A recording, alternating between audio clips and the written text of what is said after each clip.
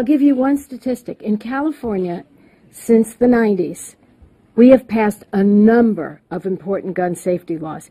And over that period of time, we've had a reduction in gun violence of 56%. Now, clearly, what we see is this is not enough. That's why we need national laws. That's why I'm looking forward to Senator Feinstein's reintroduction of some form of her assault weapon ban.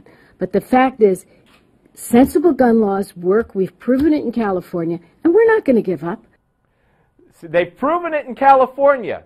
2 days after a massive terror attack, they've proven that gun laws work in California. Are these people living in an alternate universe? Former editor-in-chief of the New York Times Magazine, multiple New York Times best-selling author, and author of Unlikeable, The Problem with Hillary. Ed Klein joins us. Great. All right, you see, we're great to have you.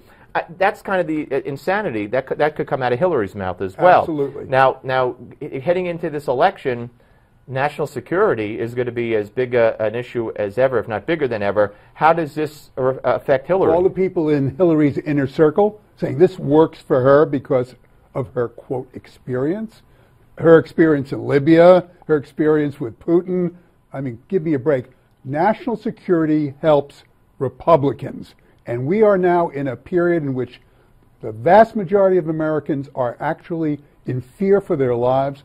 This should work for Republicans. I mean, you know, I think that the soundbite that the Republican Party or candidate could use as opposed to, or in addition to what difference does it make, is Muslims have absolutely nothing to do with terrorism, which she said a couple of weeks ago, after Paris, right after Paris. Exactly. I mean, this is all political correctness, playing to her base. She'll say whatever she needs to say to get elected. It's not going to work. All right, and before I get to Donald Trump, and I want to digress for a little bit, but along the same lines, there was an email released by Judicial Watch they got from the State Department the day after Benghazi, the morning after.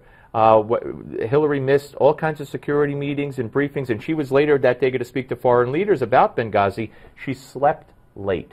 I mean, not by accident, apparently on purpose. She just slept in and wasn't participating in these calls and these briefings, including the presidential daily briefing. Well, one of the great untold stories, except in my book, Unlikeable, Right.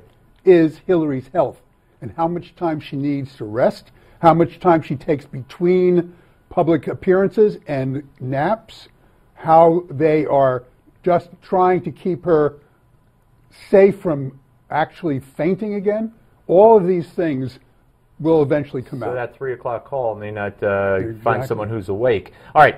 Now, Donald Trump, on the other hand, as you alluded to, at least within the Republican polls, Republicans and Republican-leaning independents. That's the latest CNN poll today. And Donald Trump has 36%, Amazing. a 20-point lead, and that's gone up. And on terrorism and ISIS, it's, I think 41% believe he's best equipped to handle that. That's up over 30% since he said, "I'll bomb the crap out of ISIS.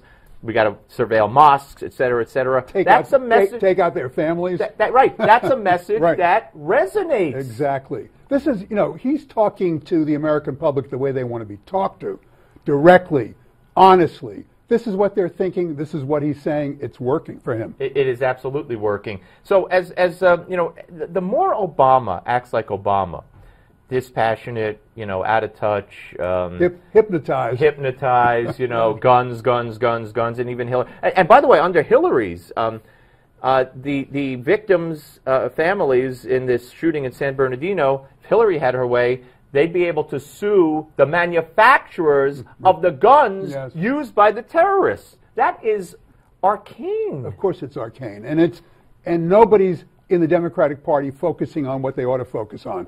The people know that they're not. They're completely leaving aside that all of this terrorism is coming from one place, the Middle East, Islamic terrorism, ISIS. And there's no, Hillary has tried to put distance between Obama and herself slightly on certain issues, but there is no daylight between Obama and her on this, and Obama, in the eyes of the public, is failing miserably. How could Hillary possibly think that the statement she makes and, going against guns at this time, going and saying Muslims are fine, they have nothing to do with terror, how could she possibly think that's going to win her anything?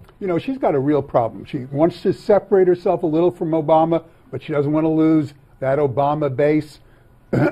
The African-American vote, the minority vote, the Hispanic vote. So she's in a quandary what to do. Yeah, no, I just can't imagine. Do you think she'll, I don't know, come out and say something about Islamic terror? Use the words between now and the election? I don't believe she will. Wow. I don't think she'll ever say Islamic radicalism. Uma wouldn't like that. That's right. Good to see you, my friend. Thank you very much, Ed Klein, ladies and gentlemen. And, of course, the book, Unlikeable, The Problem with Hillary. There it is on your screen. Lots of goodies in there, including all about Hillary's health and more. Up next, Gimme 5. You're going to enjoy this one, as I hope you always do. It's next right here on the Steve Malzberg Show, only on Newsmax Television.